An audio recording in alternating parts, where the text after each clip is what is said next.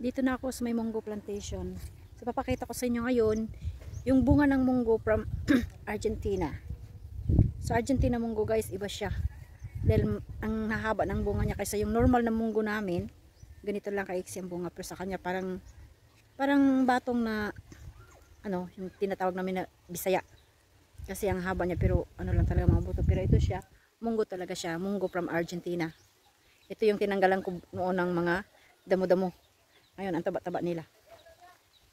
So guys, ito na yung munggo guys. Nagbunga na siya. Yan ang taba oh.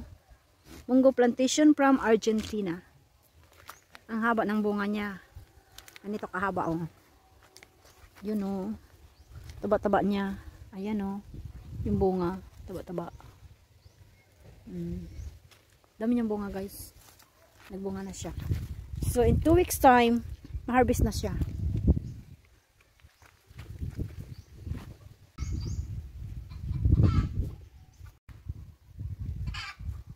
Hello!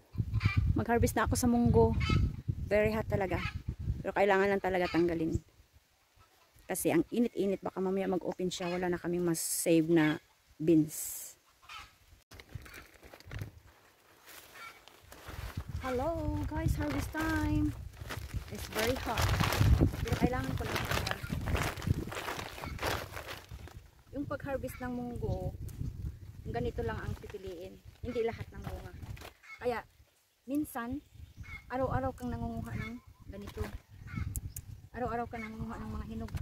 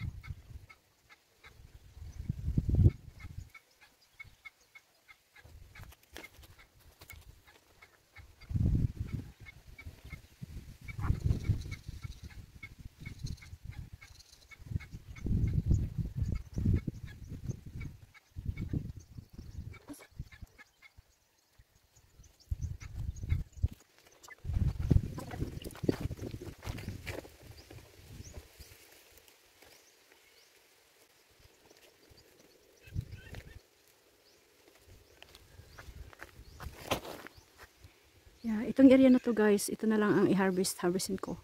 Yung doon, tapos na yun. Ayan. Dito na lang ako. Yung area na to. Malapit na ako matapos guys.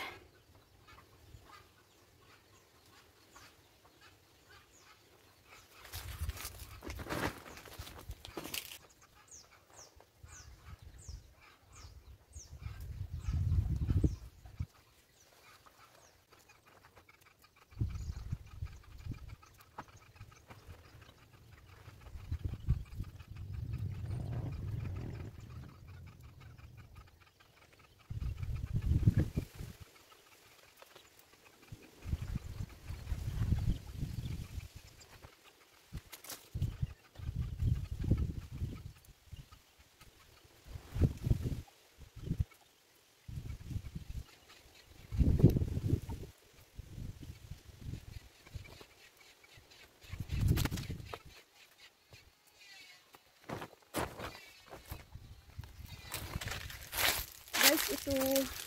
Ibang klaseng munggo din to. Red munggo is from Argentina, pero maliliit siya, ta ganito lang. Hindi katulad nitong green munggo, mahaba talaga siya ganyan. So sinisiparit ko yung ano niya, yung kasi kunti lang na ano namin para may binhi kami sa susunod.